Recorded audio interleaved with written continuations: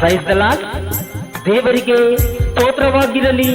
ಈ ದಿನದ ದೇವರ ವಾಗ್ದಾನವು ಮಾರ್ಕನು ಬರೆದ ಸುವಾರ್ತೆ 5ನೇ ಅಧ್ಯಾಯ 34ನೇ ವಚನದಲ್ಲಿ, ಆತನು ಆಕೆಗೆ, ಮಗಳೇ, ನಿನ್ನ ನಂಬಿಕೆಯು ನಿನ್ನನ್ನು ಸ್ವಸ್ಥ ಮಾಡಿತು, ಸಮಾಧಾನದಿಂದ ಹೋಗು, ನಿನ್ನನ್ನು ಕಾಡಿದ ರೋಗವು ಹೋಗಿ ನಿನಗೆ ಗುಣವಾಗಲಿ. ಆಮೆನ್.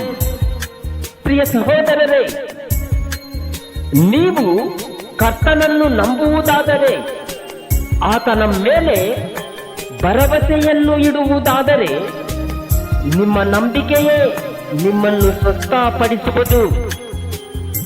ಕ್ರಿಸ್ತನು ಹೇಳಿದ ಹಾಗೆ ಸಮಾಧಾನದ ನನ್ನ ಒಪ್ಪಂದವು ನಿನ್ನನ್ನು ಗುಣಪಡಿಸುವುದು, ನಿನ್ನನ್ನು ಎತ್ತಿಸಿ ಉನ್ನತ ಸ್ಥಾನಕ್ಕೆ ನಿಲ್ಲಿಸುವುದು.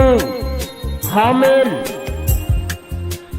ಪ್ರಿಯ ಸಹೋದರಿಯರೇ, ಪ್ರಿಯ ಸಹೋದರನೇ, ನೀನು ನಶಿಸಿ ಹೋಗುತ್ತಿದ್ದರೆ ದೇವರ ಕಡೆಗೆ ಕಿವಿಗೊಡು, ದೇವರ ವಾಗ್ದಾನಗಳನ್ನು ಕೈಗೊಂಡು ನಡೆ. ಆಗ ಆತನು ನಿನ್ನನ್ನು ಉದ್ಧಾರ ಮಾಡುವನು. ನೀನು ಮಾಡಿದ ಪಾಪವನ್ನೆಲ್ಲ ಅಳಿಸಿ ಬಿಟ್ಟು ನಿನ್ನನ್ನು ಮಾರ್ಪಾಡಿಸಿ ಹೊಸ ಮನುಷ್ಯನಾಗಿ ಮಾಡುವನು.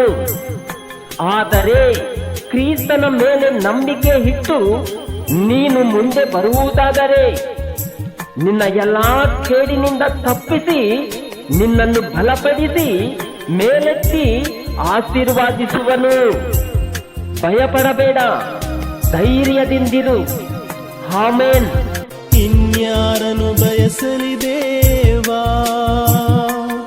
ಈ ಲೋಕಯಾತ್ರೆಯಲ್ಲಿ, ಇನ್ಯಾರನ್ನು ಬಯಸಲಿ ದೇವಾ ಈ ಲೋಕಯಾತ್ರೆಯಲ್ಲಿ, ಓ ಈ ಲೋಕಯಾತ್ರೆಯಲ್ಲಿ. ನಂದೇವರೇ ನನ್ನೇಸುವೆ, ಇಹಲೋಕದಲ್ಲಿ ನನಗೆ ನೀನಪ್ಪ.